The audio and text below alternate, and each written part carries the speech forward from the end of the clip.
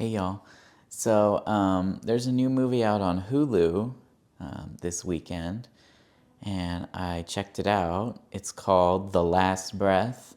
It's not to be confused with another movie that also recently came out at the movies called Last Breath, the one with Woody Harrelson's.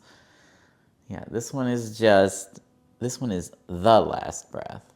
All right, and this one is a shark movie. Although both movies take place underwater, go figure. So I really enjoyed this movie. It's not the greatest shark beast monster movie that I've ever seen, but I had a lot of fun with it. The acting wasn't incredible or anything like that, but we don't go there to see the actors. We only want to see them getting eaten by the shark. The shark, the CGI was also not the greatest. But, the shark is moving so fast that you can kind of forgive it because you're not like sitting there looking at the shark, just sort of hanging out, sitting around, or anything like that. So, as long as it's moving fast, you can't tell exactly how bad the CGI is. I guess that's what I got from it. But it is a newish movie. I'm not sure if it ever was at the theaters.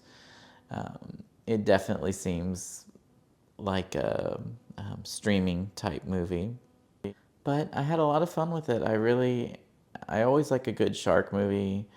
This is, of course, a great time of the year in the summers to see them when you're thinking about going in the ocean yourself. So, maybe it even has can give some preventative measures. I don't know. The movie had an interesting premise. I liked they had discovered an old ship that, had gone missing years ago or something like that. And so it was kind of cool. It wasn't like a standard underwater movie or a standard shark movie because it did have that extra element of like discovery. Not unlike the movie I saw a few days ago, The Descent. Also, it's about going down into the earth, that sort of thing. They go to discover a cave, because I saw it again because now it's a 20-year-old movie, The Descent. They think, oh, look, we're discovering this cave, and then all of a sudden there's monsters, So I do like that trajectory. I think that definitely makes for a good scary movie.